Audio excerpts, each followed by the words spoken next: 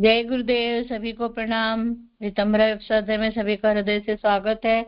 हम लोग पढ़ रहे हैं आज महारानी लक्ष्मीबाई का जीवन चरित्र परम पूज्य गुरुदेव के द्वारा लिखित पुस्तक के माध्यम से, कि किस प्रकार से हमारे पूर्वजों ने हमें यह स्वतंत्रता किन कष्ट कठिनाइयों की तप की स्थिति में और किन घर की परिस्थिति में, कैसे वातावरण में प्राप्त कराई। और इसमें बहुत सी बातें हम लोगों ने आज जानी थी, तो हम लोग इसको एक बार याद करते हैं, उनको ध्यान करते हैं और आगे आप हम जो पढ़ने जा रहे हैं उसको चर्चा में करेंगे, लेकर के आएंगे कि क्या क्या हमने सवेरे पढ़ा, मंदाकिनी में पढ़ा। हम दिन में 3 बार पढ़ रहे हैं, सुबह, दोपहर और शाम। रात में हमारी ये बुक कंप्लीट होगी। जो सवेरे हम लोगों ने पढ़ा उसको हम लोग रिकॉल करेंगे। गुरु सत्ता का ध्यान करते हैं और माँ गायत्री का ध्यान करेंगे और वीरांगना, आदर्श वीरांगना महारानी लक्ष्मीबाई की चेतना से जुड़ने का प्रयास करेंगे। और हम भी उन लोगों के द्वारा छोड़े गए अधूरे जो भी कार्य हैं, परमात्मा के कार्य हैं, समाज के, सृष्टि के, उन कार्यों को आगे बढ़ा सके और अपने जीवन को धन्य बना सके। इन्हीं भावों के साथ गुरु सत्ता का ध्यान।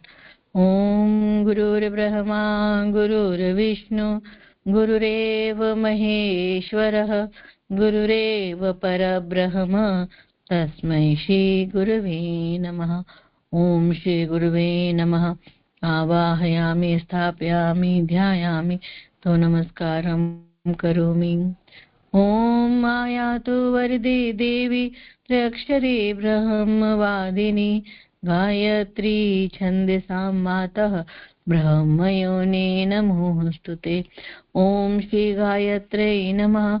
आवाहयामि, स्थापयामि, ध्यायामि, तो नमस्कारं करोमि। ओम नमोऽस्त्वनन्ताय सहस्रमूर्तये सहस्रपादाक्षिशिरोरुबाहवे सहस्रनाम्ने पुरुषाय शाश्वते सहस्रकोटियुगधारिणे नमः। सहस्रकोटियुगधारिणे नमः। गायत्री महामंत्र एक साथ हम सभी लोग सस्वर बोलेंगे। ओम भूर्भुवः स्वः तत्सवितुर्वरेण्यं भर्गो देवस्य धीमहि धियो यो नः प्रचोदयात्। पुनः आप सभी साधक भाइयों बहनों को, स्वाध्याय में आए सभी परिजनों को सादर प्रणाम। हम लोगों ने रानी लक्ष्मीबाई का जो परम पूज्य गुरुदेव के द्वारा बनाई गई भूमिका है उसके बारे में जाना था पहले, जिसमें परम पूज्य गुरुदेव ने जो एक फेमस उनका जो युद्ध हुआ था, अंग्रेजों ने किस तरह से झांसी को अपने कब्जे में कर लिया था और महारानी लक्ष्मीबाई ने अंतिम दम तक अंग्रेजों से युद्ध किया, लड़ाई करी, और किस प्रकार से उस एक अंग्रेज ने ये तक कहा कि एक सच्चा मर्द जो देखा वो रानी लक्ष्मीबाई थी। इस प्रकार से गुरुदेव ने उनके उस युद्ध की चर्चा करी और एक आदर्श वीरांगना के रूप में महारानी लक्ष्मीबाई को हम सबके बीच में प्रस्तुत किया था। उनके जन्म की बातचीत हुई। उनका जो लक्ष्मीबाई जी के जो पूर्वज थे वो महाराष्ट्र के निवासी थे। इसमें उनका जन्म कहाँ हुआ ये तो चर्चा नहीं बता, लेकिन हम लोगों ने जब बातचीत करी थी तो उसमें पता चला था कि उनका जन्म जो है वो कानपुर में हुआ था। और जो बाल्यावस्था में ही जब वो छोटी थी तभी से उनके मन में एक जुझारूपन था और एक विजिबिलिटी थी कि लोग उन्हें कमेंट भी करते हैं कि अरे तू क्यों लड़ रही है। उनके जो पिताजी थे वो वहां पर ऐसे जॉब काम करते थे और उस जमाने में भी मतलब हम लोग को जमाना सही से समझ में नहीं आता। हम लोग रानी लक्ष्मीबाई की जो सीरियल्स वगैरह देखते हैं तो उसमें राजे राजवाड़े की जो बातें होती है वो सपने की तरह लगती हैं, लेकिन ये सारा का सारा सब ऐसा था कि नॉर्मल था। ऐसे हुए हैं, राजवाड़े हुए हैं और उस समय स्वामी विवेकानंद भी थे और वो समय ऐसा था कि अंग्रेज भी थे और लोग पढ़ाई भी करते थे। एक हिंदुस्तानी लॉयर के माध्यम से उन्होंने अपने एक लॉयर को ब्रिटेन भेज करके जो उनकी झांसी को अंग्रेज लोग अपने उसमें कर रहे थे, कब्जे में कर रहे थे, उसके लिए एक लॉयर नियुक्त किया था। अपने एक दत्तक पुत्र उनकी, उसके बाद फिर हम लोगों ने जो अगली चीज पढ़ी उनका बचपन पढ़ा। बचपन के बाद हम लोगों ने यह जाना कि किस प्रकार से उनका विवाह बहुत ही बाल्यकाल की उम्र में, जब वो 8-10 साल की थी, उनके पिताजी को काफी चिंता हुई और फिर उन्होंने इसी उम्र में उनका विवाह करा और विवाह के पश्चात उनको एक पुत्र रत्न की भी प्राप्ति हुई। और जो उनके पति थे, जो राजा थे, तो राजा साहब को बड़ी मुश्किल से संतान हुई, लेकिन संतान बहुत जल्दी खत्म भी हो गई और वो चिंतित भी बहुत रहते थे और कुल मिलाकर उनकी भी डेथ हो गई। तो बहुत ही कम उम्र की आयु में, मोस्टली इसमें एज तो नहीं बताई, एग्जैक्टली पता नहीं चला, 20-22 साल की उम्र में ही वैधव्य उनको उनके जीवन में आ गया था। लक्ष्मीबाई का जो वैवाहिक जीवन था वो बहुत ज्यादा ऐसा नहीं रहा कि कुछ तब वो हनीमून पे जा रही हैं और खूब एंजॉय कर रही हैं, नहीं, स्ट्रगल रहा उनकी लाइफ में, ये हम लोगों ने जाना था। और अंग्रेजों ने किस प्रकार से कूटनीति के माध्यम से जो उन्हें अडॉप्ट भी नहीं करने दिया, मतलब जो बच्चे को जो उन्होंने अडॉप्ट किया था उसको एडॉप्शन उन्होंने एक्सेप्ट नहीं किया और उटपटांग लॉजिक्स दे करके उनको, उनके बच्चे को भी अमान्य घोषित करके पूरी जो झांसी थी उसको उन्होंने अपने कब्जे में कर लिया। तो हम लोगों ने 3 पॉइंट्स पढ़े थे कुल मिलाकर के, एक तो उनका जन्म, एक वैवाहिक जीवन, और फिर किस प्रकार से उसी वैवाहिक जीवन के अंतर्गत ये अंग्रेजों ने झांसी को अपने कब्जे में कर लिया था। ये हम लोगों ने सवेरे पढ़ा था। अब आगे हम लोग देखते हैं कि फिर क्या होता है, कैसे ये जो ईस्ट इंडिया कंपनी है किस तरीके से उन्होंने और आगे काम किया, कैसे युद्ध तक पहुंची, वो सारी बातें अब हम लोग अब पढ़ेंगे कि देश में विद्रोह की अग्नि कैसे भड़की और 1857 का युद्ध वगैरह कैसे हुआ। इसकी भूमिका गुरुदेव ने जरूर बनाई थी कि कैसे ये आग भड़की थी, स्टार्टिंग ये कर दी थी, शुरू में बताया उन्होंने कि पहले तो ये अंग्रेजों ने कैसे फूट डाल करके राज करने की नीति अपनाई। मुगलों ने तो फूट नहीं डाली थी, वो तो तलवार के नोक पे ही बस शासन कर रहे थे, लेकिन अंग्रेजों ने इस तरीके का काम किया। तो अब आपसी फूट के ही कारण हम लोगों को, भारतीयों को बहुत नुकसान सहना पड़ा है। तो ये समझ में आया था। अब अपन पढ़ते हैं इसको और डिटेल में, देश में विद्रोह की अग्नि यहाँ से ले लेंगे। ये पेज नंबर जो है 14 आएगा, अगर आप लोगों को लिंक सही से लिंक मिली हो, दीदी ने तो दी है शायद, मैं भी दे देती हूँ फिर से। ये 14 पेज नंबर से पढ़ना जी दीदी। ये हाँ 23 दीदी ने लिखा, 23 साल के। ये ले लीजिए। ज्योति दीदी पढ़ने को तैयार है तो ज्योति दीदी आप पढ़िए।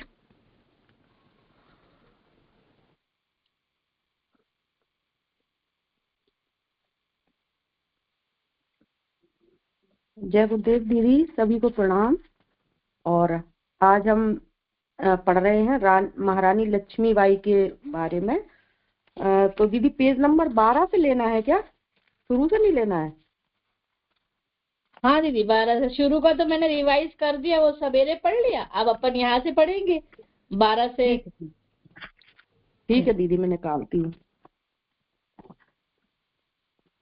जय गुरुदेव दीदी, इसमें 12 पेज पे दीदी, इसका पहला पैरा जो आया है ना वो 11 पेज पे है। थोड़ा सा मैं बुक से पढ़ रही हूँ ना, अंग्रेज सरकार। अगर आप है ना, सुनो, बुक है तो आप ये टॉपिक निकालो, अगले पेज पे होगा ये टॉपिक, देश में विद्रोह की अग्नि, ये निकालिए, आगे पीछे देखिए इधर उधर जी जी जी निकल आया दीदी। ये पेज नंबर बुक में है 13 पेज नंबर। ठीक है जी। देश में विद्रोह की अग्नि। अभी हम लोगों ने पहले समझ लिया कि उनका जन्म कहाँ हुआ, कैसे हुआ, और उनकी शादी हो गई। उसके बाद फिर हम लोग यहाँ से ले रहे हैं देश में विद्रोह की अग्नि। तो सन 1857 के जनवरी मास से ही भारतीय फौजों में अंग्रेजी अधिकारियों की कार्यवाहियों के विरुद्ध असंतोष प्रकट हो रहा था। इसका तात्कालिक कारण तो बंदूकों के लिए नए ढंग से चर्बी से चुपड़े कारतूस देना था, पर वास्तविक कारण तरह तरह की चालों से देश में अंग्रेजी सत्ता का अधिकाधिक विस्तार किया जाना था।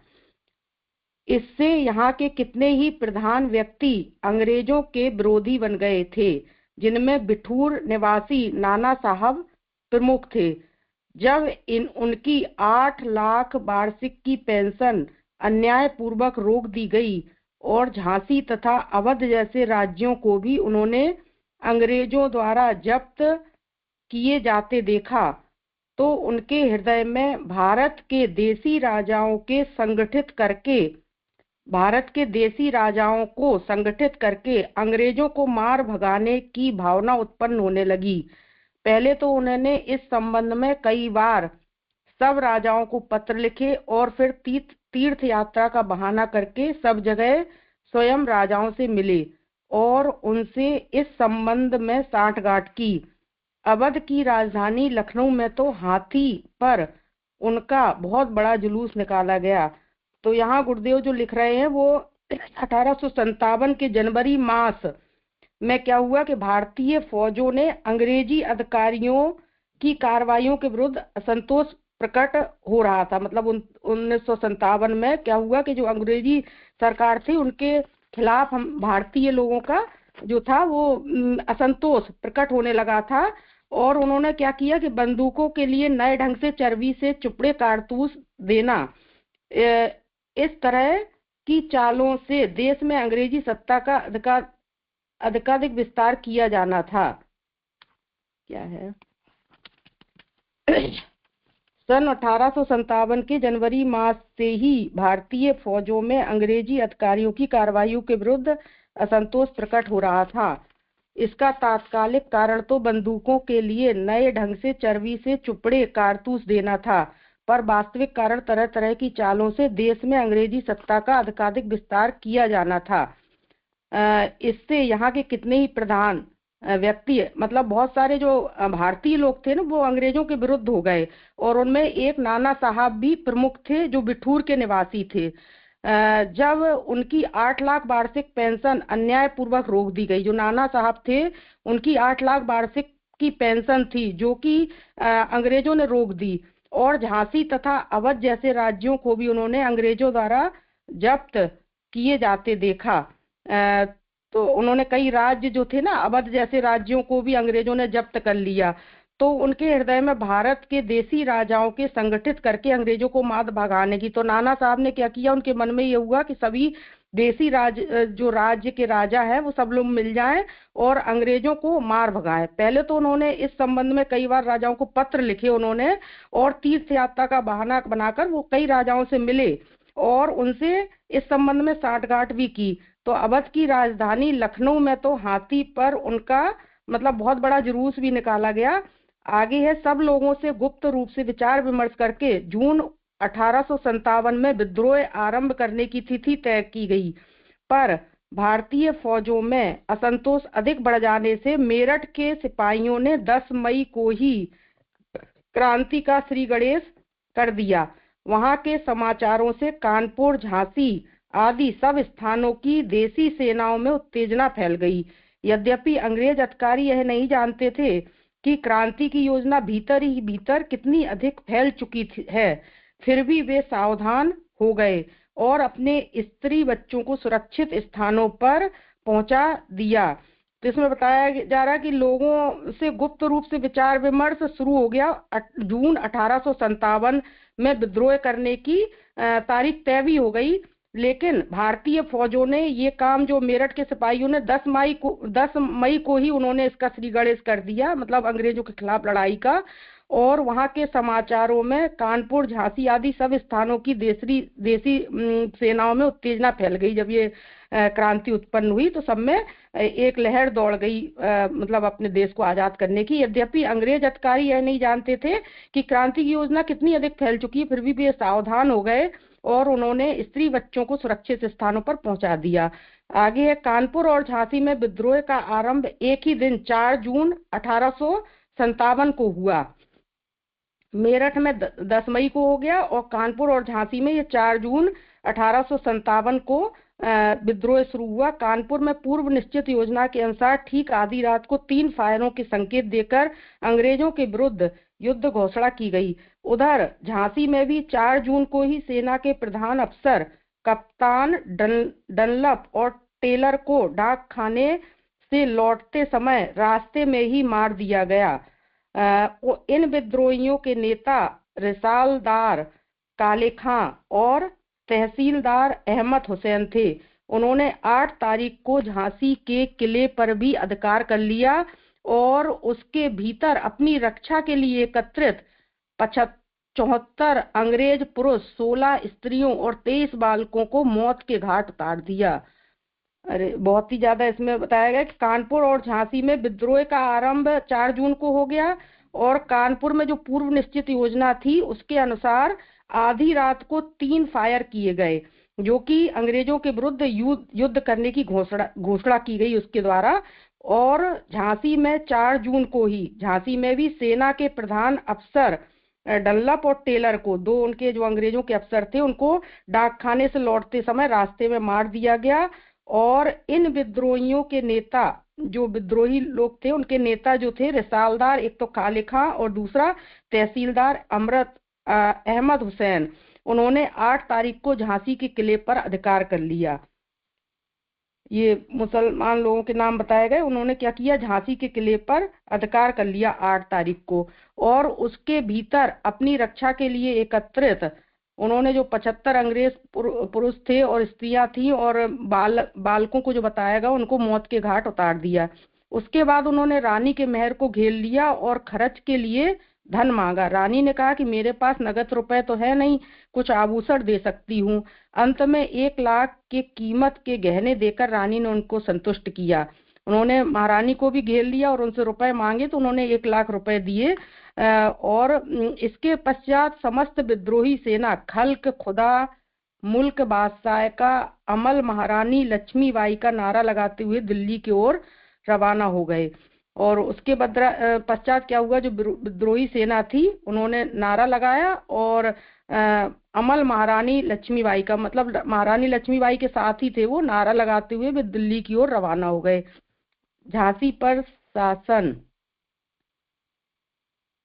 झांसी तो उन्होंने अपने कब्जे में कर ली शायद। क्या इस बात को निश्चय रूप से नहीं कहा जा सकता कि झांसी में देसी सेना द्वारा विद्रोही होकर जो 114 अंग्रेज स्त्री पुरुषों को कत्ल किया गया उसमें रानी लक्ष्मीबाई का कितना हाथ था।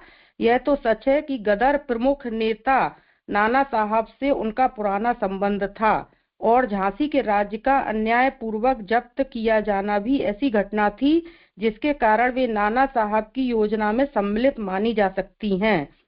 पर स्त्री होने और सेना के अधिकारियों से किसी प्रकार संपर्क न होने के कारण 4 से 8 जून तक की घटनाओं में उनका कोई हाथ नहीं बतलाया जा सकता। इस अनुमान का समर्थन मार्टिन नाम के अंग्रेज के उस पत्र से होता है जो सन 1889 में उसने लक्ष्मीबाई के दत्तक पुत्र दामोदर राव को भेजा था। वह अंग्रेज उस समय झांसी में ही था और किसी प्रकार विद्रोहियों से बचकर निकल भागा था। उसके पत्र का एक अंश इस प्रकार है। झांसी पर शासन बताया गया। उन्होंने वो मुसलमान जो थे ना, उन्होंने झांसी को भी अपने कब्जे में कर लिया था। तो इस बात को निश्चय रूप से नहीं कहा जा सकता कि झांसी में देसी सेना द्वारा विद्रोही होकर जो अंग्रेज और स्त्री पुरुष का कत्ल किया गया वो उसमें रानी का हाथ था कि नहीं, ये नहीं कहा जा सकता। इसमें बताया जा रहा है यह तो सच है कि गदर प्रमुख नेता नाना साहब से उनका पुराना संबंध था। नाना साहब से तो था रानी लक्ष्मीबाई का संबंध और झांसी के राज्य का अन्याय पूर्वक जब्त किया जाना भी ऐसी घटना थी जिसके कारण वे नाना साहब की योजना में सम्मिलित मानी जा सकती हैं। पर स्त्री होने और सेना के अधिकारियों से किसी प्रकार संपर्क न होने के कारण एक तो वो महिला थी और उनका किसी भी सेना के अधिकारी से संपर्क नहीं था, तो इस कारण 4 से 8 जून तक की घटनाओं में उनका कोई हाथ नहीं बतलाया जा सकता, जो कि इस समय घटी ये सब घटनाएं। इस अनुमान का समर्थन मार्टिन नाम के अंग्रेज ने एक पत्र में लिखा, और ये पत्र जो था वो सन 1889 में उसने लक्ष्मीबाई के दत्तक पुत्र दामोदर राव को भेजा था। वह अंग्रेज उस समय झांसी में था और किसी प्रकार विद्रोहियों से बचकर निकल भागा था, जिसने ये पत्र उनको दिया, उनके बेटे को। उसके पत्र का एक अंश यहाँ पर है। तुम्हारी माता लक्ष्मीबाई के साथ बहुत बुरा व्यवहार किया गया। उनके बारे में जितना ठीक हाल मैं जानता हूँ उतना दूसरा कोई नहीं जानता। सन 1957 में जो अंग्रेज झांसी में मारे गए, उस घटना से उनका कोई संबंध नहीं था। अब उन्होंने, अंग्रेज ने इसमें सब लिख दिया कि क्या कैसा है। इतना ही नहीं, बल्कि किले में अंग्रेजों के बंद हो जाने पर 2 दिन तक वह उनको खाना भेजती रहीं। तो इसमें बताया गया कि उनके कोई हाथ नहीं था। अंग्रेजों में जो अंग्रेज बंद थे उनको भी वो महारानी लक्ष्मीबाई खाना भेजती रहीं। उसने कप्तान मार्डन और कप्तान सेन को सलाह दी कि आप लोग सब स्त्री बच्चों को लेकर ओरछा के राजा के पास चले जाएं तो झांसी की अपेक्षा सुरक्षित रहेंगे। और उन्होंने उनको सुरक्षित स्थान पर भी ले जाने को कहा, अंग्रेजों को, जो भी स्त्री पुरुष थे उनको। पर उस समय उन लोगों ने इस सलाह को ना माना और अंत में उन्हीं सेना और जेल के लोगों ने उन सबको मार दिया। एक अन्य लेखक ने भी लिखा है कि अंग्रेजों के किले में चले जाने के बाद महारानी छिपे तौर पर उनकी सहायता करती रही। तो महारानी लक्ष्मीबाई ने तो अंग्रेजों की भी सहायता की उनको बचाने के लिए। उन्होंने हर रोज 3-3 मन आटे की रोटियां पकवाकर उनको भिजवाई और भी जिस तरह संभव था उनकी रक्षा का प्रयत्न किया। पर जब विद्रोहियों ने सब अंग्रेज शासकों को मार दिया और स्वयं भी शहर छोड़कर दिल्ली की तरफ चल दिए, तो शहर को बिल्कुल आरक्षित देखकर उसका प्रबंध उनको अपने हाथ में लेना पड़ा। जब सब लोग मतलब दिल्ली की ओर चल पड़े, विद्रोही जो थे ना, जो अंग्रेजों के खिलाफ थे, उन्होंने तो मार दिया अंग्रेज शासकों को और स्वयं भी शहर छोड़कर दिल्ली की तरफ चल दिए। तो शहर जब बिल्कुल खाली हो गया, तब महारानी लक्ष्मीबाई ने उसका प्रबंध अपने हाथ में लिया। ऐसे समय में अनेक स्वार्थ परायण और दूसरों की संपत्ति को लालच की निगाह से ताकते रहने वाले व्यक्ति उपद्रव खड़ा कर देते हैं। इन उपद्रवकारियों ने अपनी रक्षा करने के लिए लक्ष्मीबाई को सेना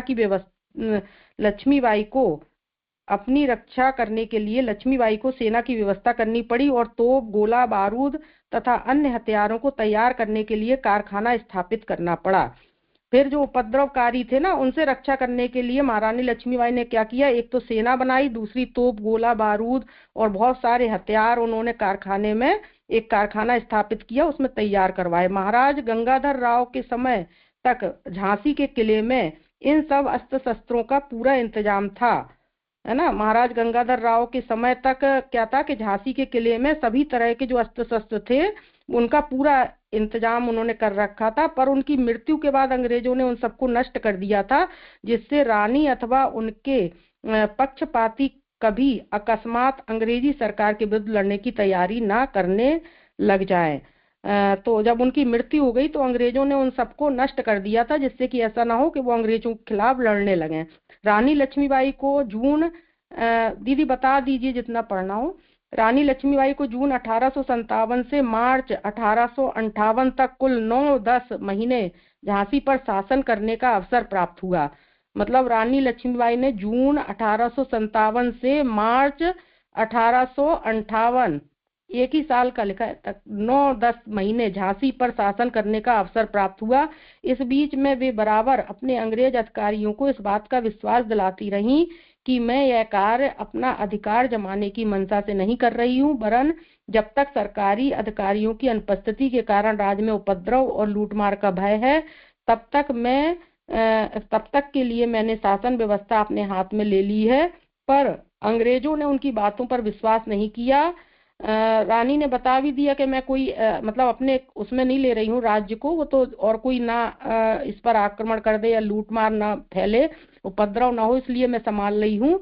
लेकिन अंग्रेजों ने उसकी बात पर फिर भी विश्वास नहीं किया और और यही मानते रहे कि वो भीतर भीतर विद्रोहियों से मिली है। परिणाम यही हुआ कि अंत में रानी को वास्तव में विद्रोह में भाग लेना ही पड़ा और झांसी का युद्ध सन 1857 की गदर का सबसे मुख्य संग्राम माना गया।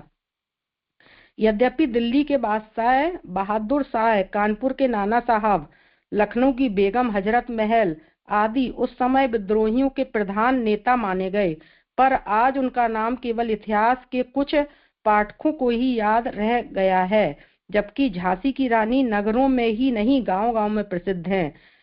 तो सभी लोग जानते हैं कि झांसी के रानी का नाम तो सभी जगह प्रसिद्ध है, लेकिन इसमें और भी नाम बताए जा रहे हैं। नाना साहब का नाम भी कई लोग जानते हैं, लेकिन ये दिल्ली के बादशाह जो हुए ना, बहादुर शाह और लखनऊ की बेगम हजरत महल, इनके नाम भी थे विद्रोहियों में, लेकिन इनको नहीं जानते हैं।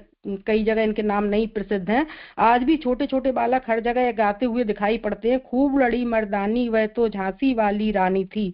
इससे कोई इनकार नहीं कर सकता कि संसार में पूजा और प्रतिष्ठा आत्म त्याग और बलिदान की ही होती है। भारतीय स्वाधीनता की संतावनी क्रांति में यद्यपि तात्या टोपे, कुंवर सिंह, नाना साहब आदि अनेक वीरों ने अंग्रेजों से डटकर मुकाबला किया और अपने को स्वतंत्रता की बेदी पर बलिदान कर दिया, पर जिस तरह रानी लक्ष्मीबाई ने निशंक होकर शत्रु के सम्मुख युद्ध किया और बिना पीछे कदम हटाए तलवारों और बंदूकों के सामने निर्भय होकर बढ़ती चली गईं, उसका उदाहरण उस समय के समस्त इतिहास में दूसरा नहीं मिलता। वास्तव में सभी लोग इनकी कहानी जानते हैं कि इन्होंने किस तरह से, मतलब कह रहे हैं कि इससे इनकार नहीं किया जा सकता कि जिसने संसार में पूजा और प्रतिष्ठा आत्म त्याग और बलिदान की ही होती है। पूजा किसकी होती है, प्रतिष्ठा किसकी होती है, आत्म त्याग की और बलिदान की। तो सभी ने युद्ध किया, लेकिन जिस तरह से रानी ने युद्ध किया कि उन्होंने पीछे मुड़कर नहीं देखा, और इसका उदाहरण जैसे उन्होंने निर्भय होकर, है ना, जिसने उससे अंग्रेजों का सामना किया या अपने देश को स्वतंत्र कराने के लिए वो आगे आई, तो इतिहास में ऐसा दूसरा उदाहरण नहीं मिलता है। स्त्री होकर उसने वह काम कर दिखाया जो स्वतंत्रता संग्राम में कोई पुरुष न कर सका। उसके लिए अनुपम शौर्य को देखकर सामान्य जनता भी मुग्ध हो गई और भारत के प्रथम स्वाधीनता संग्राम के नेतृत्व का मुकुट उसी के सिर पर रखा गया, है ना। तो भारत में प्रथम स्वाधीनता संग्राम का नेतृत्व किसने किया, अगर ये पूछा जाए तो महारानी लक्ष्मीबाई, उन्हीं के सिर पर यह मुकुट विराजमान हुआ, मतलब उन्हीं को इसका श्रेय मिला। शत्रु पक्ष के विजयी सेना नायक सर ह्यू रोज ने भी विद्रोह के समस्त कर्ता धर्ताओं में सच्चा मर्द उसी को माना। तो शत्रु पक्ष के जो विजयी सेना नायक थे, कौन, सर ह्यू रोज, ये अंग्रेज थे। इन्होंने भी विद्रोह के समस्त जो भी विद्रोही थे ना, जितने भी कर्ता धर्ता थे, उनमें सबसे सच्चा मर्द किसको माना, महारानी लक्ष्मीबाई को। भारतीय स्त्री जाति की दृष्टि से तो वर्तमान समय में इतना महान आदर्श दूसरा मिल ही नहीं सकता। यह सच है कि हर एक स्त्री को ना तो उसके समान वीरांगना बनने के साधन मिल सकते हैं और ना इस प्रकार युद्ध करने का अवसर मिलने की ही आशा की जा सकती है। पर रानी लक्ष्मीबाई के उदाहरण में जो कुछ अनुकरणीय है, वह कर्तव्य मार्ग से किसी भी स्थिति से पीछे ना हटाना है। कर्तव्य निष्ठा प्रत्येक स्त्री और पुरुष के लिए एक ऐसा गुण है जिसके होने पर वह जीवन के किसी भी क्षेत्र में स्मरणीय कार्य करके अपना नाम चिरस्थायी कर सकता है। बहुत सुंदर इसमें बताया गया कि कर्तव्य निष्ठा प्रत्येक स्त्री और पुरुष के लिए ऐसा गुण है, मतलब अपने कर्तव्य का पालन सबको करना चाहिए, जिसके होने पर वह जीवन में किसी भी क्षेत्र में स्मरणीय कार्य करके अपना नाम चिरस्थायी कर सकता है।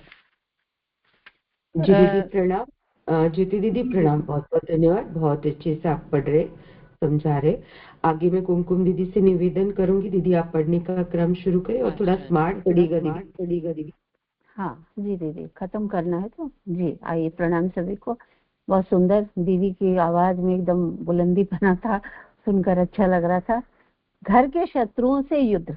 यद्यपि विधवा होने के बाद लक्ष्मीबाई ने अपना रहन सहन बहुत सादा बना लिया था और वह अपना अधिकांश समय धार्मिक कार्यों में ही व्यतीत करती थी, पर जब उसे शासन संचालन की जिम्मेदारी उठानी पड़ी तो उसने उस कार्य को भी ऐसी संलग्नता और परिश्रम के साथ किया कि कुछ ही समय में झांसी की रंगत बदल गई।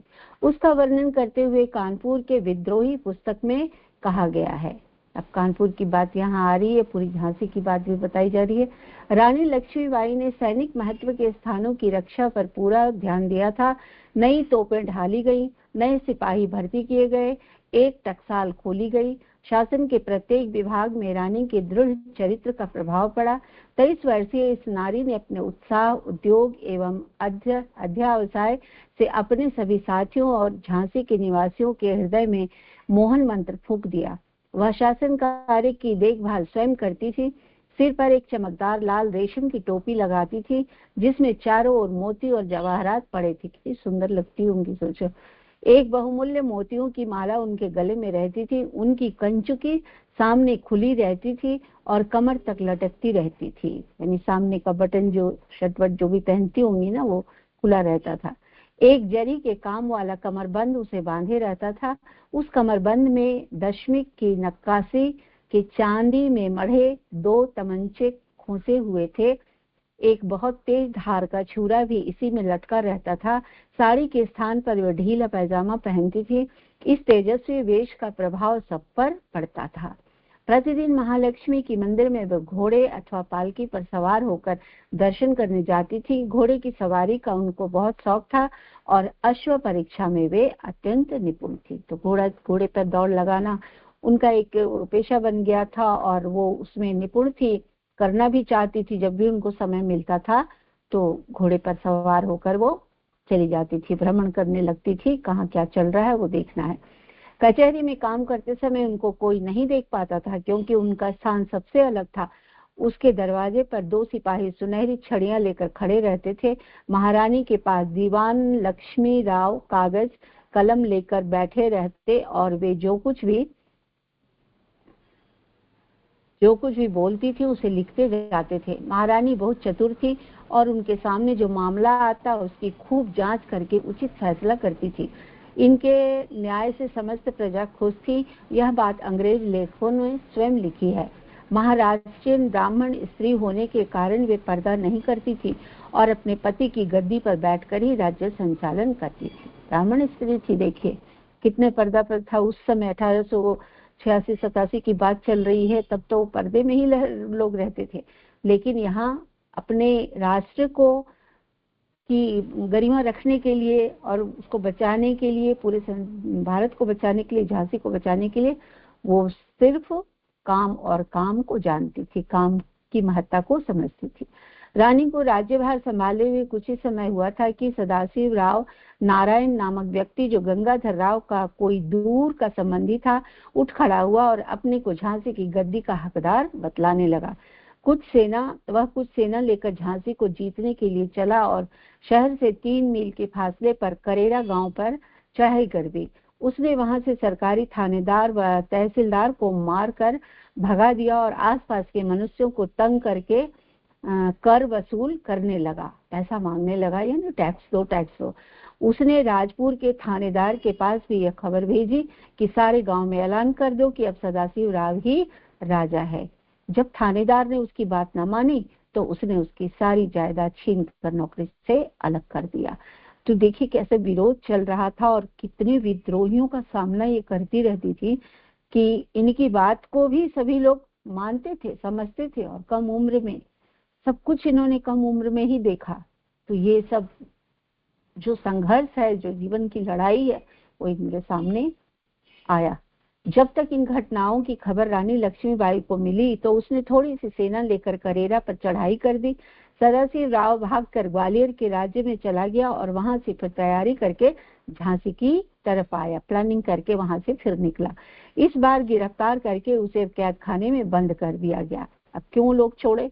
लोग भी जान रहे थे कि ये तो योजना बना रहा है, तो चलो इसको पहले बंदी बनाओ, इसको पहले गिरफ्तार करो, उसके बाद जो कुछ होगा देखा जाएगा। इसके बाद ओरछा के दीवान नत्थे खां ने 20,000 फौज लेकर झांसी पर आक्रमण किया। उसकी ताकत को अधिक देखकर कितने ही सरदार डर गए और झांसी का शहर और किला नत्थे खां के सुपुर्द करने की सलाह देने लगे। यह सुनकर रानी को बड़ा क्रोध आया और उसने कहा, बड़े लज्जा की बात है कि आप मर्द होकर ऐसी बात मुख से निकालते हैं। मैं स्त्री होने पर भी अपने हक से पीछे नहीं हटूंगी। देखो अपना अधिकार मांग रही है वो। दुनिया में एक दिन तो सबको मरना है। यदि हम अपने न्यायपूर्ण अधिकार के लिए युद्ध में वीरता दिखाकर मर जाएं, तो हमको परलोक में भी सम्माननीय स्थान प्राप्त होगा। मैं तो युद्ध से हरगिज पीछे नहीं हट सकती। तो इतनी साहसी और इतनी दिमाग से तेज स्त्री थी, महिला थी, कम उम्र की महिला। इनको सब समझ में आ रहा था कि क्या चल रहा है, देश हमारा क्यों बर्बाद हो रहा है, देश हमारे किसके हवाले जा रहा है, किसके हथे जा रहा है, पूरा हम कहाँ रहेंगे, क्या करेंगे। इन सब चीजों को सोचते हुए वो बिल्कुल आगे बढ़ गई। वो बोली मेरा जान जाए तो जाए, पर मैं झांसी के किले पर तो अपना धावा बोलूंगी ही जरूर। जब नत्थे खां की फौज झांसी के किले के पास पहुंची तो उस पर तोपों से ऐसी गोलीबारी की गई कि वह सामने ठहर न सकी। तब उसने अपनी सेना को 4 भागों में बांटकर नगर के 4 दरवाजों पर हमला किया। यहाँ भी झांसी की सेना ने बड़ी वीरता से उसका सामना किया। रानी स्वयं फाटकों पर घूमती हुई सिपाहियों का साहस बढ़ाती रहती थी। कई दिन बाद नत्थे खां का साहस टूट गया और वह हार मानकर अपने स्थान को वापस चला गया। आखिर उसे परास्त कर ही दिया गया। इस प्रकार थोड़े ही दिन में रानी लक्ष्मीबाई ने अपनी योग्यता, वीरता और कर्मशीलता की छाप सब दरबारियों और आसपास के बुंदेला शासकों पर लगा दी। उस कठिन समय में जबकि देश में भयंकर राजनीतिक भूचाल आया हुआ था और बड़े बड़े राजभवन डगमगा रहे थे, झांसी की रानी दृढ़ता पूर्वक अपने राज्य में शांति और सुव्यवस्था कायम रखकर प्रजा को सुखी बनाने का प्रयत्न कर रही थी। कितनी मेहनत कर रही थी, देखिए, सारी प्रजा को शांति से रखना चाह रही थी। उसकी आयु बहुत कम थी, राज्य संचालन का उसे कोई अनुभव न था। चारों तरफ नई नई बाधाएं उत्पन्न हो रही थी, फिर भी उसके सुशासन की प्रशंसा झांसी निवासी आज तक करते हैं। कारण यही था कि जहां अधिकांश शासक अपना ध्यान शान शौकत और सुखो उपभोग की तरह लगाते हैं, लक्ष्मीबाई ने परोपकार और कर्तव्य पालन को अपना धर्म समझ रखा था। क्या? परोपकार करना और कर्तव्य पालन करना अपना धर्म समझा था, इसलिए वो निभा पाई। अपने पति का स्वर्गवास और राज्य पर अंग्रेजों का आधिपत्य हो जाने पर जहां उनका पूरा समय पूजा पाठ और धार्मिक कृत्यों में व्यतीत होता था, यहाँ अब परिस्थिति के बदल जाने में वे एक श्रेष्ठ शासनकर्ता और चतुर राजनीतिज्ञ का पाठ अदा कर रही थी। पूजा पाठ वे अब भी करती थी और देव मंदिर में दर्शनों के लिए नियम पूर्वक जाती थी। माँ देवी की पूजा करती थी, प्रणाम करने वो जाती थी घोड़े पर सवार होकर। पर इस समय उनका मुख्य ध्येय राज्य की सुरक्षा और प्रजा को अपनी न्यायपरायणता द्वारा संतुष्ट रखना और सुखी बनाना था। वास्तव में स्त्री हो या पुरुष, मनुष्य की श्रेष्ठता का आधार उज्जवल चरित्र और सच्ची कर्तव्य निष्ठा है। उस जमाने में मुसलमानी और अंग्रेजी शासन में पराधीन रहने से अधिकांश राजाओं का नैतिक स्तर गिर गया था और वे प्रजा की उन्नति और सुख समृद्धि की अपेक्षा अपने वैभव और विलास की तरफ ही अधिक ध्यान देते थे।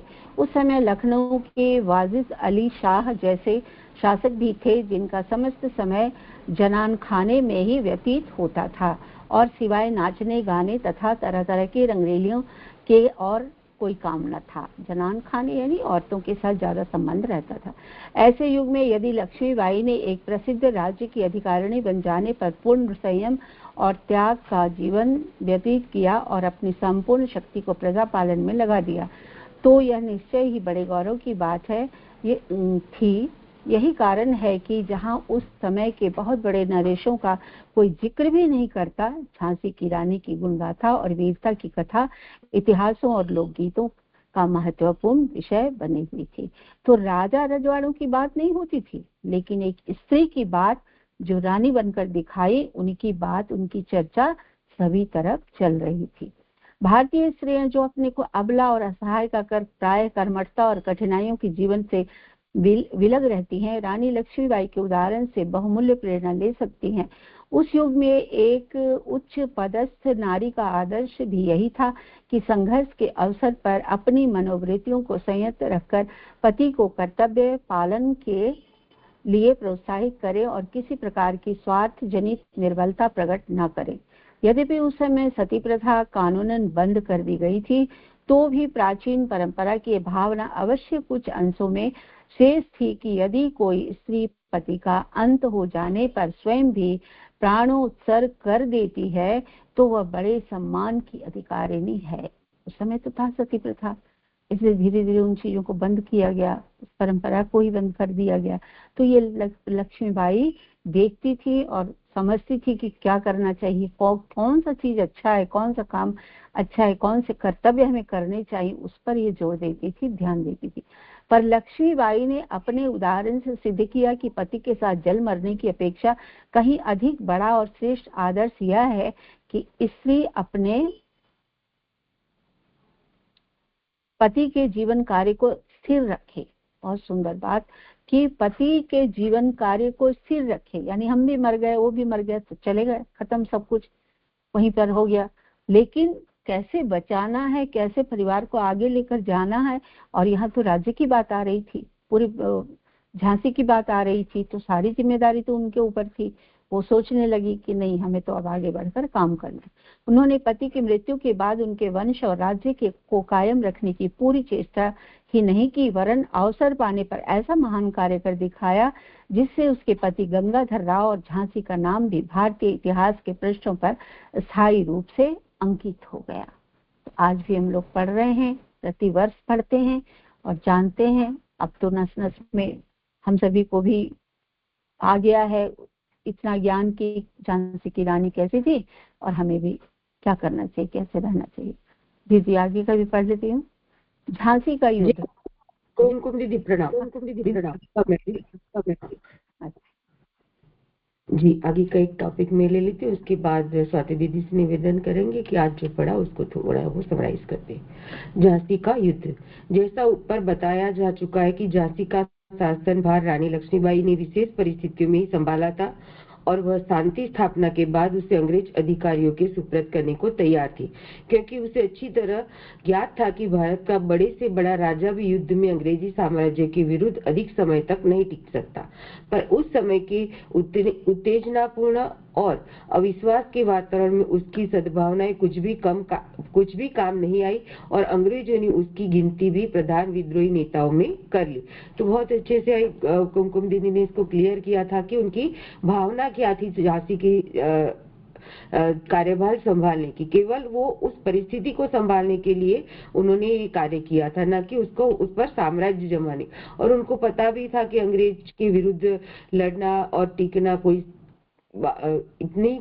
भी बड़ा राजा था तो वो भी नहीं कर पा रहा था। इसलिए जब आरंभिक पराजय के पश्चात अंग्रेज अधिकारियों के पैर कुछ संभले और इंग्लिस्तानी ने नई सेनाएं आ जाने से उन्होंने विद्रोह के सरदारों को एक एक करके कुचलना आरंभ किया।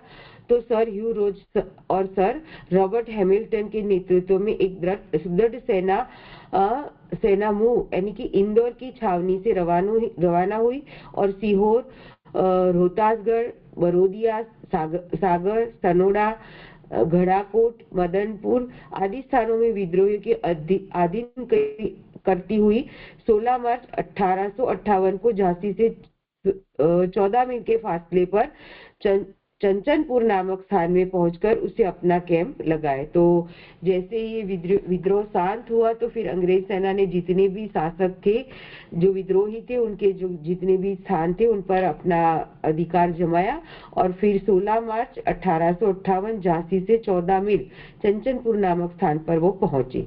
20 मार्च को प्रातःकाल ही सर ह्यूज रोज अपनी सेना सहित झांसी के समुद्र पहुंच गए। उनके सिपाहियों की संख्या तो कम थी पर वे नए हथियारों से सुसज्जित, अनुभवी और अनुशासित थे। इधर रानी ने भी उनका मुकाबला करने की जोरदार तैयारी की थी। झांसी का किला एक छोटी पहाड़ी पर बना हुआ बहुत मजबूत था। उनकी पत्थर और चूने से बनी दीवारों की मोटाई 16 से 20 फुट तक थी। बीच बीच में तोपों के रखने के लिए बुर्ज बने हैं। तो झांसी का किला जो अभी भी हम लोग जाते हैं तो देखने को मिलता है किस प्रकार से उनकी रचना थी। तो उनकी बात यहाँ पे बताई जा रही कि बीच बीच में तोपें रखी जाती थी।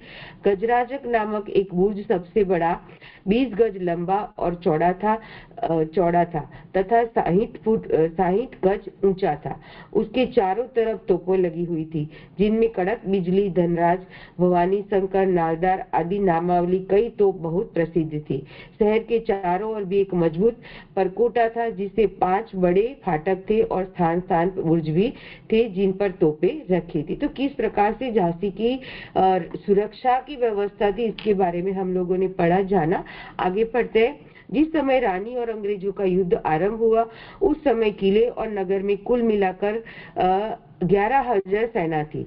इसमें अंग्रेजी फौजों के बागी सिपाही, नए भर्ती किए हुए जवान और पुराने नागा सैनिक भी सम्मिलित। यानी कि उस समय जब अंग्रेजों ने युद्ध आरंभ किया तो कुल मिलाकर 11,000 सेना थी, झांसी की सेना अंदर थे, मगर उसमें कुछ अंग्रेजी फौजों के बागी सिपाही भी थे, कुछ नए भर्ती हुए थे, कुछ नागा सैनिक भी थे, जो हम लोगों ने सुबह में पढ़ा था कि नागा सैनिक कौन थे। रानी ने दूरदर्शिता का परिचय देते हुए झांसी के आसपास के इलाकों में न तो अन्न का एक दाना और एक पत्ता रहने दिया था जिससे आक्रमणकारी सेना को सहायता मिल सके, पर ग्वालियर और ओरछा के राजाओं ने अंग्रेजी सेना के लिए रसद की पूरी व्यवस्था कर दी। तो उनकी इतनी दूरदर्शिता थी रानी लक्ष्मीबाई की कि उन्होंने सोचा कि अगर कुछ अन्न ही नहीं मिलेगा, पानी नहीं मिलेगी, किसी प्रकार की सहायता नहीं मिलेगी तो अंग्रेज जो है वो अपने आप ही ढीले पड़ जाएंगे। मगर नहीं, हमारे जो राजा रजवाड़े थे वो ही एक दूसरे से फूटे हुए थे। तो ग्वालियर और ओरछा के जो राजा थे उन्होंने अंग्रेज सेना की मदद की। आगे कहते हैं कि झांसी का युद्ध 23 मार्च से आरंभ हुआ था और 13 दिन तक रानी अंग्रेजी सेना का डटकर मुकाबला करती रही। जहां कालपी, कानपुर और ग्वालियर के प्रसिद्ध किले और विद्रोही के केंद्र अंग्रेजी सेना ने 5-5, 7-7 दिन से जीत लिए, वहां झांसी में अकेले रानी का इतने अधिक समय तक डटे रहना कम महत्व की बात नहीं थी।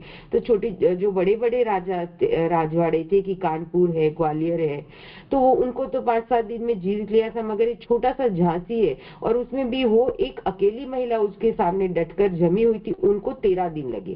कारण क्या था? तो कारण यही था कि वह प्राणों की ममता त्याग कर निर्भयता से युद्ध कर रही थी। वे प्रत्येक महत्वपूर्ण स्थान पर स्वयं पहुंचकर युद्ध का संचालन करती थी और सिपाहियों की शाबाशी और प्रेरणा देकर उनके उत्साह को बढ़ाती रही थी। तो मुख्य कारण जो था वो एक ही था कि जो रानी लक्ष्मीबाई के प्राणों की ममता का त्याग, उनको अपने प्राणों की कोई चिंता नहीं थी और निर्भयता से वो युद्ध करती रहती थी और जहां भी जरूरत थी वो प्रत्येक स्थान पर वो अपने आप को पहुंचाती थी और वहां जाके सैन्य की जो सिपाही थे उनको शाबाशी और प्रेरणा उत्साह बढ़ाती थी और स्वयं संचालन करती थी।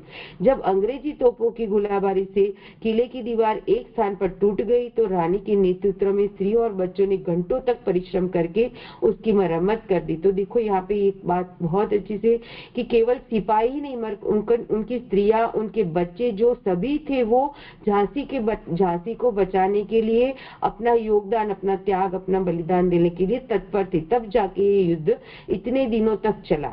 तो बच्चे और स्त्रियों ने एक अगर छोटा सा भी दरवाजा टूटा था वो किले का तो वो पार्ट उन्होंने रातों रात उसकी मरम्मत कर दी। ऐसे ये स्त्री बच्चे युद्ध स्थान पर तैनात सिपाही को भोजन सामग्री पहुंचाते थे। रानी ने अपनी सहायता के लिए नाना साहेब के सेना अध्यक्ष तात्या टोपे को बुलाया। वह एक बड़ी सेना और 28 तोपों को लेकर लड़ने भी आए, पर अंग्रेजी तोपों और बंदूकों की अग्निवर्षा के सामने उनकी सेना के पैर कुछ ही घंटों में उखड़ गए और अपने केंद्र स्थान कालपी को चले गए। तो नाना साहेब थे, उन्होंने सहायता की, मगर जो अंग्रेज सेना की जो तोपें थी और उनका जो आधुनिक साधन थे उनके पास, उनके सामने वो न टिके और वो वापस चले गए। झांसी वाले फिर भी अंग्रेजों का मुकाबला करते रहे। तारीख 1 अप्रैल से सर ह्यूज रोज ने अपना हमला तेज किया और दूसरी तारीख को किले की दीवार कई जगह से टूट गई। जब 3 तारीख को अंग्रेजी सेना ने किले पर अंतिम दावा बोला और टूटी हुई दीवार पर सीढ़ियां लगाकर चढ़ने का प्रयत्न किया, रानी की सेना ने भी प्राणपण से इनका प्रतिरोध किया और इस अवसर पर जैसा विकट संग्राम हुआ वह अपने ढंग का अद्भुत ही था। उसका वर्णन करते हुए अंग्रेजी सेना के एक अफसर डॉक्टर लॉ ने लिखा है कि शत्रुओं की अग्नि की मार अत्यंत प्रबल हो गई। बंदूक की गड़गड़ाहट, तोपों की गरज, अग्निबाणों की सरसराहट और भड़क, बड़े बड़े पत्थरों के गिरने की धमक, शैतानी चक्खों की खड़खड़ाहट तथा बड़े भारी वृक्षों के नीचे लुढ़कने की ध्वनि से ऐसी प्रलय कांड की सी अवस्था उत्पन्न हो गई कि एक बार अंग्रेजी सेना के पैर उखड़ गए और वे पत्थरों के पीछे जा छिपे। तो युद्ध का वर्णन यहाँ पे लिखा है कि किस प्रकार से वो घटनाएं घटी थी और ये घटना देख के एक समय ऐसा भी हुआ कि अंग्रेज जो थे वो पीछे छुप गए। कुछ देर बाद संभल कर वे फिर आगे बढ़े और प्राणों की ममता त्याग कर सीढ़ियों द्वारा किले के ऊपर पहुंचने का प्रयत्न करने लगे।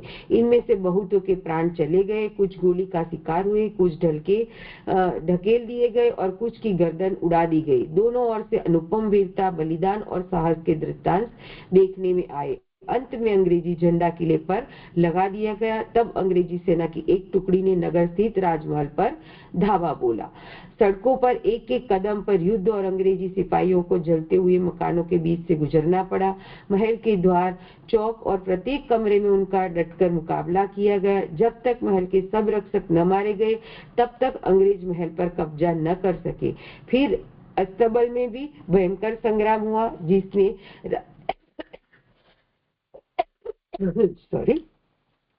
जिसने रानी के 50 अंगरक्षकों ने वीरगति पाई। तो कितना ये युद्ध का वर्णन यहाँ से तो थोड़े शब्दों में, मगर जब ये घटना घटी होगी तो कितनी भयंकर होगी। तो जब तक जितने भी सिपाही थे जो राजमहल की रक्षा करते थे, 50 थे, वो जब तक पूरे के पूरे मर न गए तब तक उन्होंने उनकी रक्षा की राजमहल की। इस समय रानी की वीरता को देखकर समस्त झांसी अंग्रेजी सेना की विरोधी बनी थी और जनता के हजारों पुरुष, स्त्री, बच्चे भी किसी न किसी तरह इस संघर्ष में रानी का साथ दे रहे थे। तो जब सेना नायक जो होता है वो इतना वीर होता है जिसको अपने प्राणों की रक्षा नहीं होती है, कोई भी उनकी चिंता नहीं होती है, तो ऐसे सेवक को हर एक कोई व्यक्ति, हजारों जो जितनी पुरुष थे, स्त्री थे, बच्चे थे, सभी ने संघर्ष में रानी का साथ दिया। पर जब 3 अप्रैल को किले और महल दोनों पर शत्रु का अधिकार हो गया तो सरदारों और मित्रों की सलाह से यह तय किया कि अब कालपी पहुंचकर अन्य विद्रोही के साथ मिलकर अंग्रेजों का मुकाबला किया जाए। जब दोनों जगह पर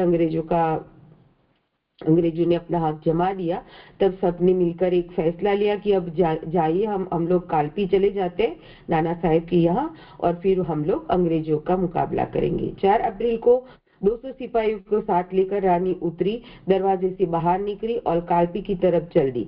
इस तरफ अंग्रेज ठीक तरह नाकेबंदी नहीं कर पाए थे। रानी ने इस समय मर्दाना पोशाक पहन रखी थी, शरीर पर अंगरखा, पैरों में पाजामा, सिर पर साफा, कब्र में तलवार धारण कर अपने सफेद घोड़े पर सवार वह एक नवयुवक की तरह ही जान पड़ती थी। अपने दत्तक पुत्र दामोदर राव को उसने अपनी पीठ पर पटके से बांध रखा था। तो कितना सुंदर उनका वर्णन किया जा रहा है और जब रियल में जब होगा तब तो कितना शानदार होता। जब अंग्रेज अधिकारियों को रानी के बाहर निकल जाने का पता लगा तो उन्होंने कुछ सवार कप्तान वॉकर की अध्यक्षता में उसे पकड़ने को भेजे। झांसी से 21 मील की दूरी पर भांडेर के पास वॉकर रानी के पास पहुंचा। रानी अपना घोड़ा लौटाकर उससे टक्कर ली और धराशायी कर दिया। झांसी से कालपी की दूरी 102 मील है। इसे रानी ने 24 घंटे में पार कर लिया। उस समय नाना साहब के भतीजे राव साहब, तात्या टोपे, बांदा के नवाब आदि पर वहीं पर एकत्रित थे। वे सब रानी को देखकर बहुत प्रसन्न हुए और सब मिलकर अंग्रेजों से लड़ने की योजना बनाने लगे। वानपुर, शाहगढ़, जिगनी आदि के राजा भी अपनी सेनाएं लेकर कालपी आ गए और उस समय वही विद्रोह का सबसे बड़ा केंद्र बन गया। तो हम लोगों ने अब तक जो पढ़ा उसको मैं स्वाति दीदी से निवेदन करूंगी कि दीदी आप उसको फिर से एक बार रिवाइज कर दे। बहुत ही शानदार था। झांसी की जो लास्ट जो टॉपिक मैंने पढ़ा झांसी के युद्ध के बारे में, तो उसका वर्णन गुरुदेव ने बहुत ही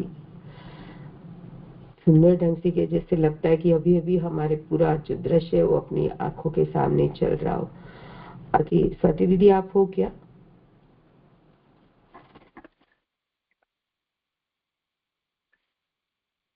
तो अब तक हम लोगों ने जो 3 टॉपिक पढ़े वो थे, सबसे पहला टॉपिक हम लोगों ने पढ़ा देश में विद्रोह की अग्नि, फिर झांसी पर शासन, घर के शत्रुओं से युद्ध और झांसी का युद्ध। तो ये सारी बातें हम लोगों ने आज पढ़ी, जिसके अंतर्गत हम लोगों ने 2-3 बात जो मुझे समझ में आई वो मैं बता रही हूँ। कि एक तो बताया गया कि उनका कर्तव्य पर है, उन्होंने खुद को कुछ नहीं समझा मगर जो कर्तव्य है उसको समझकर उस कर्तव्य पर अपने आप को टिकाए रखा और उस पर वो चली। वो ऐसा नहीं कि हम लोग मानते ना, कभी कभी हम लोग समझ लेते कि हम तो अबला है, हम नहीं कर पा रहे, हम स्त्री है, ये काम हमसे नहीं होगा। ये कुछ भी उनके मन में नहीं आया। केवल उन्होंने अपना कर्तव्य धर्म था वो निभाया और उस पर वो डटकर अपना कर्तव्य कार्य करती चली गई। दूसरी बात यहाँ पे ये भी बहुत अच्छे से कि हमारा जो फर्ज है, उन्होंने फर्ज समझकर झांसी की रक्षा करना, जो उनके पति की धरोहर थी, उनका जो कार्य था उसको पूरा करना था, उसी को उद्देश्य मानकर उन्होंने ये कार्य किया था। मगर अंग्रेज सरकार जो थी वो उन्होंने ऐसा समझ लिया कि ये तो उस पर अपना आधिपत्य जमाना चाहती है, इसलिए उनका भी विरोध किया। जबकि उन्होंने विपरीत परिस्थिति में अंग्रेजों की सहायता की थी, फिर भी तो उन लोगों ने इनकार कर दिया और उनका सामने युद्ध शुरू कर दिया। और झांसी की युद्ध के बारे में हम लोगों ने जाना, तो उनका जो कार्य था वो स्वयं खुद हर मोर्चे पर अपने आप को डटा देती थी, उसका परिश्रम करती थी, उनका वहां पे जितने भी सिपाही लोग थे उनका सबका हौसला बढ़ाती थी। और उसी के कारण उनको हर एक व्यक्ति, जो हर पुरुष थे, जितने भी स्त्रियां, बच्चे, सभी लोग इस संघर्ष में रानी का साथ देते थे। और लास्ट में जब दोनों जगह पर अंग्रेजों ने अपना आधिपत्य जमा दिया, तो सबने मिलकर फैसला लिया कि हम लोग इसको छोड़ देते अभी, और अब सब विद्रोही इकट्ठा हुए वहां पे चले जाते और फिर सब इकट्ठा होके फिर हम अंग्रेजों का मुकाबला करेंगे। वहां पहुंचते जो जितने भी वहां पे विद्रोही नेता थे, जैसे कि तात्या टोपे थे, नाना साहेब थे, तो उन लोगों ने उनकी सराहना की। और खुद अंग्रेज सैनिक थे, अंग्रेज अफसर थे, उन लोगों ने भी बताया कि इस तरह से कोई भी युद्ध नहीं कर सकता जैसे रानी लक्ष्मीबाई ने किया था पूरा युद्ध। तो ये सारी बातें हम लोगों ने पढ़ी। आगे मधु दीदी से निवेदन करूंगी कि दीदी आप आ जाइए और आगे इसका संचालन ले दीजिए। जी दीदी, बहुत बहुत धन्यवाद दीदी। प्रणाम सभी को। आइए विचारों के क्रम के लिए आप लोग अगर कुछ इस पे आपके विचार देने हो, जिसको भी, समय तो हो गया पर 2-2 लाइन में आप लोग बोल सकते हैं, बता सकते हैं। कोई नहीं है विचारों के लिए? जी दीदी बोलती हूँ। बहुत ही सुंदर जो पढ़ा हमने और जो पढ़ते चले आ रहे हैं, हमें लगता है कि ये हम 5 सालों से पढ़ रहे हैं। मुझे याद है 2019 में मैं जुड़ी, 20 से याद है पढ़ती हूँ। तो 20 से लेकर 25 तक, आज 6 सालों से हम लोग एक ही समय पर, एक ही जगह पे, एक ही किताब को, एक ही चीज को, एक ही व्यक्ति के बारे में, एक महिला के बारे में जो पढ़ रहे हैं, वो सचमुच एकदम दिमाग के मानस पटल जो है ना वो खुल जाते हैं कि सचमुच करना क्या है। एक जगह कहा भी गया ना कि पति के मर जाने से सती प्रथा थी उस समय, तो वो भी मर जाती। मतलब लोग, समाज वाले कैसे प्रताड़ित करते हैं वो देखिए कि हाँ, कब पत्नी क्यों नहीं मरेगी, औरत क्यों नहीं मरेगी। अरे मर जाएगी तो सारा तो खत्म हो जाएगा वहीं पे। तो वही परंपरा को बंद करने का, उसको रोक लगाने के लिए लोगों, समाज में कुछ ये सब कदम उठाए गए, जो कि हुआ। और फिर ये झांसी की रानी कम उम्र में, छोटी उम्र में, छोटी बिल्कुल बालिका जिसको कहेंगे, उस तरह से इनका जीवन शुरू हुआ, जीवन संग्राम। और करते करते करते करते ये 23-24 साल की उम्र तक भी करती रही और फिर वहां जाकर अकेली पड़ गई। तो भी इन्होंने राजकाज संभाला, शासन संभाला।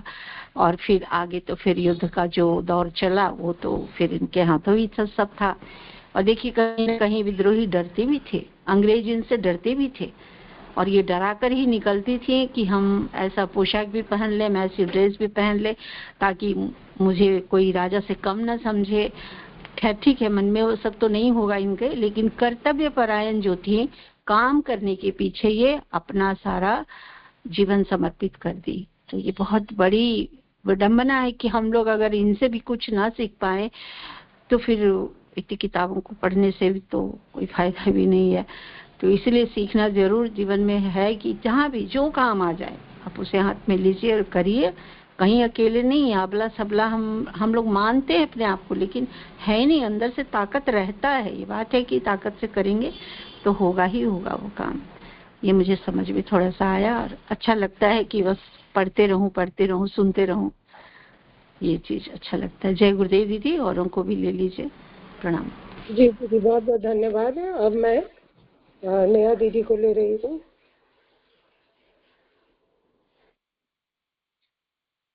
जय गुरुदेव दीदी, सभी को प्रणाम।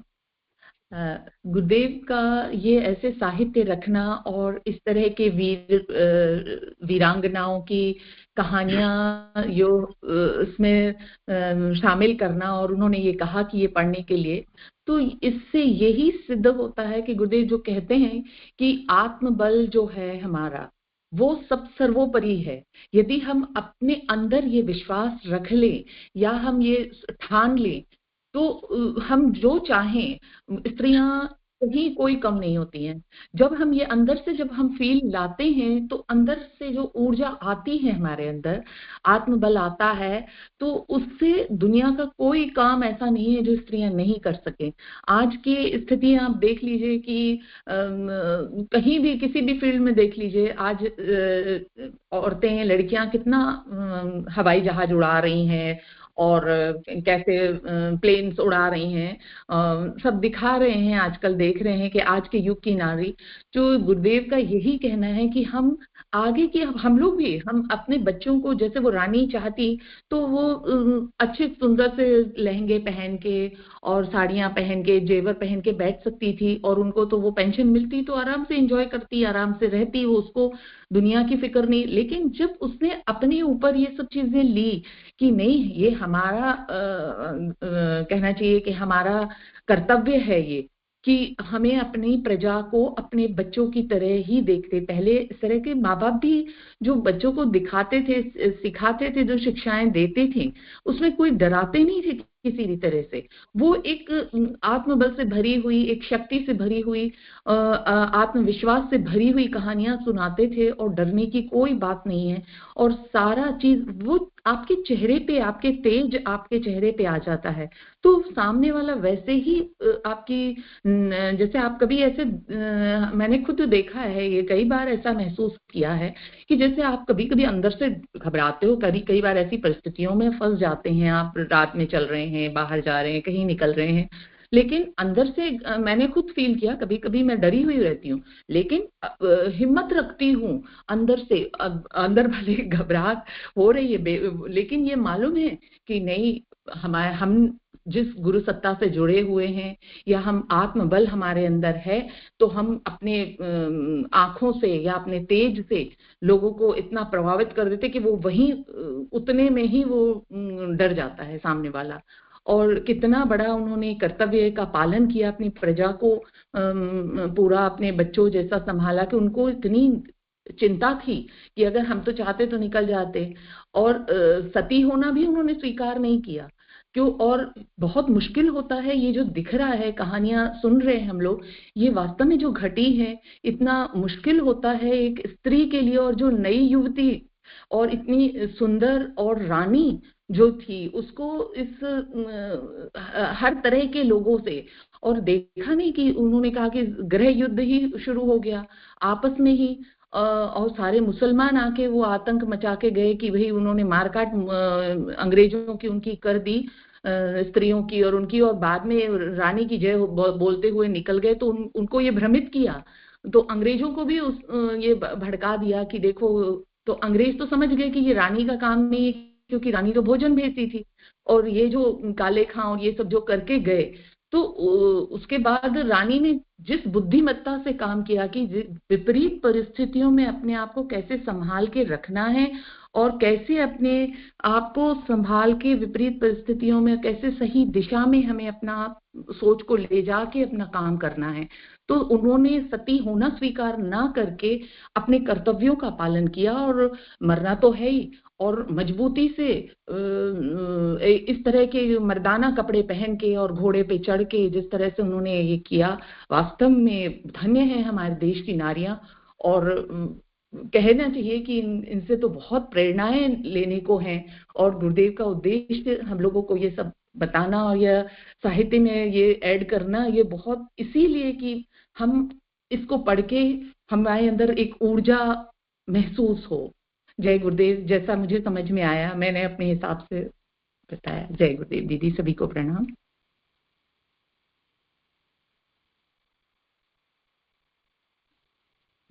जय गुरुदेव, सभी को प्रणाम। डॉक्टर ज्योति गुप्ता दीदी ने, कुमकुम दीदी ने जो पढ़ा बहुत ही अच्छी तरह पढ़ा, समझाया भी है। और डॉक्टर ज्योति गुप्ता ग्वालियर से हैं, तो मैं समझता हूँ ग्वालियर में ही उन्होंने लास्ट समय में जब उनको लगा कि यहाँ बचना मुश्किल है, तो वहीं पे खुद अपने शरीर को अग्नि में लगा दी थी। अंग्रेज लोग टच नहीं कर पाए थे। वहां पे उनकी समाधि बनी है, स्टेच्यू बनी हुई है। वास्तव में वो घोड़ा सुभद्रा कुमारी चौहान ने भी लिखा है, घोड़ा अड़ा नया घोड़ा था, इतने में आ गए सवार। मतलब वो चीजें थी। और उस समय ग्वालियर के राजा, ओरछा के राजा ने उनको सपोर्ट नहीं किया। बाकी एक नारी होते हुए उस समय झांसी से लेके इतनी हिम्मत दिखाना कोई इजी बात नहीं थी। उस समय अंग्रेज भी घबरा गए थे, लेकिन उन्होंने अपनी पूरी नारी की शक्ति थी, उस समय उनको पूरा परिचय दिया। 1857 में वो छोटा बेटा था, पीठ पे बांध के एकदम नीचे किले से मतलब कूदी थी, और खुद उन्होंने वो किया और अंग्रेजों से कुछ नहीं ली, बहुत टक्कर ली थी उस समय। बहुत ही उनके आत्मबल का एक कहना है कि उनके अंदर आत्मबल उस समय, जबकि नारियों को इतनी स्वतंत्रता नहीं मिलती थी, लेकिन उनके कुछ अपने लोग जैसे सदाशिव जी वही राजा बनने लगे थे, तो उन्होंने उनका भी विरोध करके उनको निकाल दिया, जेल में डाल दिया। बहुत बड़ी बात थी उस समय के लिए। जय गुरुदेव, प्रणाम। बस इतना ही है। जी भाई साहब, बहुत सुंदर। अब ज्योति दीदी आप एकदम शॉर्ट में दीजिएगा दीदी, क्योंकि बहुत टाइम हो गया है। बताइए। जय गुरुदेव दीदी, मैं बोलना तो चाह रही थी, लेकिन हमारे सभी भाइयों ने, अभी नेहा दीदी, अशोक भैया और अभी उन सारा कुछ बता ही दिया। मैं तो सिर्फ इतना ही कहना चाह रही कि इसीलिए झांसी की अभी भी महिलाओं को हम लोग बोलते हैं कि इनसे बच के रहना भाई, ये झांसी की रानियां हैं है ना। तो ये जो बताया गया ना, खूब लड़ी मर्दानी, वह तो झांसी वाली रानी थी। वास्तव में हमें भी ऐसी नारियों से कुछ सीखना चाहिए कि हम लोग छोटे छोटे बातों में अपना निर्णय खुद लेने की क्षमता होनी चाहिए, और विवेकपूर्ण निर्णय हम सभी महिलाओं को लेना चाहिए। और हमें कर्तव्य निष्ठा का, जैसे रानी लक्ष्मीबाई ने लिया, कर्तव्य निष्ठा का पालन किया अपने सुख सुविधाओं को छोड़ के। तो गुरुदेव भी जो युग निर्माण योजना लेके चल रहे हैं, उसमें हम लोग अपनी कर्तव्य निष्ठा लगाएं और रानी की, झांसी की रानी बनकर इस को आगे बढ़ाते रहें। जय गुरुदेव, सभी को प्रणाम।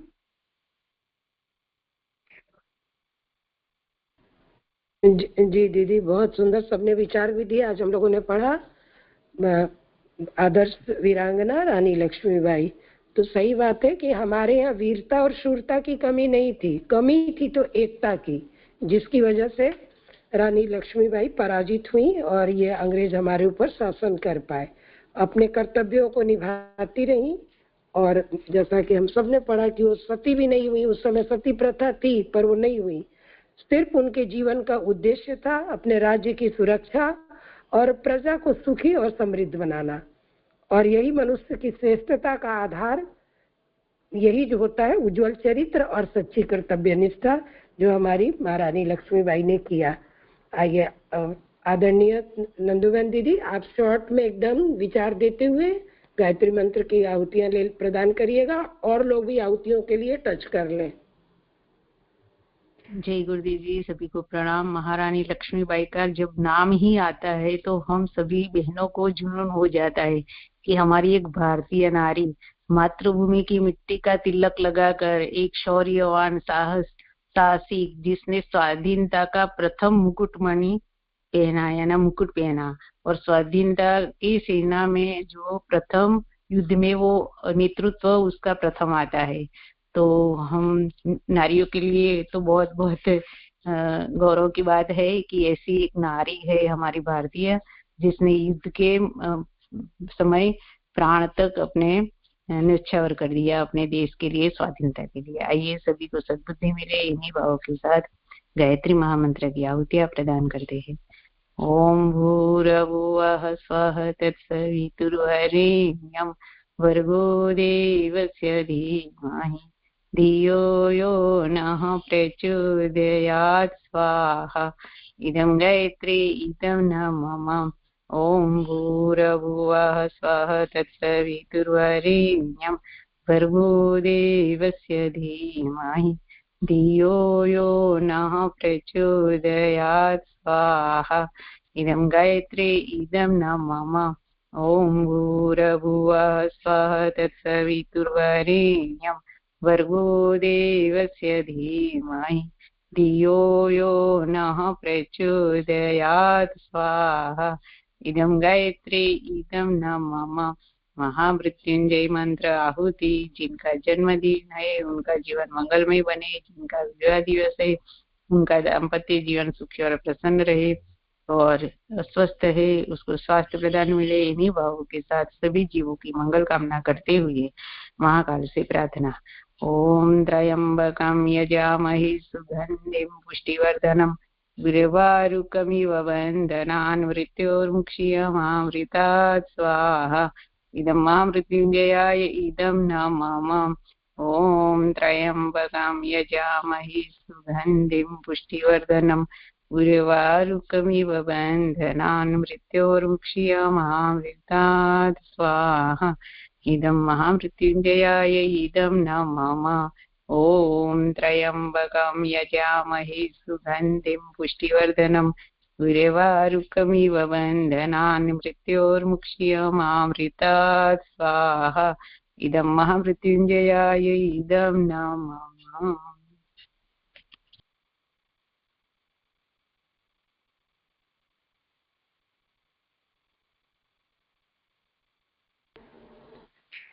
दिवंगत आत्मानां शान्त्यर्थम् आहुतिः। ॐ सन्नो मित्रः संवरुण सन्नो भवति अर्मा सन्न इन्द्रो बृहस्पतिः सन्नो विष्णुरुक्रमः स्वाहा। इदं दिवंगत आत्मानां शान्त्यर्थम् इदं न मम। ॐ सन्नो मित्रः संवरुण सन्नो भवति अर्मा सन्न इन्द्रो बृहस्पतिः सन्नो विष्णुरुक्रमः स्वाहा। इदं दिवंगतात्मानां शान्त्यर्थम् इदं न मम।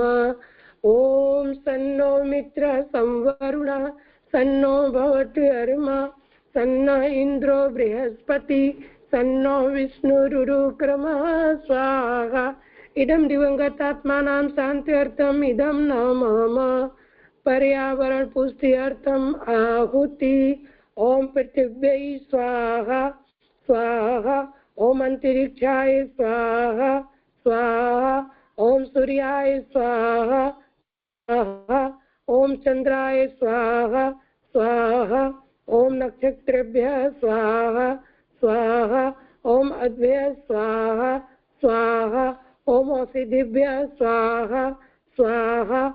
ओम वनस्पतिभ्यः स्वाहा स्वाहा। ओम चराचरेभ्यः स्वाहा स्वाहा। ओम सरीसृपेभ्यः स्वाहा स्वाहा। इदं पर्यावरण पुष्ट्यर्थम् इदं न मम। शांति पाठ। आइए सर्वत्र शांति हो, इसी भाव के साथ शांति पाठ करते। ओम द्यो शांति अंतरिक्ष ओम शांति पृथ्वी शांति रापः शांति रोषदयः शांति वनस्पतयः शांति विश्वे देवा शांति ब्रह्म शांति सर्वगोम शांति शांतिरेव शांति सामा शांतिरेधि। ओम शांति शांति शांति सर्वारिष्टेषु शांतिर्भवतु। आइए आवाहित देव शक्ति के चरणों में नमन वंदन करते हुए उन्हें भाव भरी विदाई देते हैं। ओम नमो स्वनंताय सहस्त्रमूर्ते सहस्रपादाक्षि शिरोरभावे सहस्रनाम्ने पुरुषाय शाश्वते सहस्रकोटि युगधारिणी नमः सहस्रकोटि युगधारिणी नमः। ओम यान्तु देव। दीदी आज विदाई नहीं होगी ना?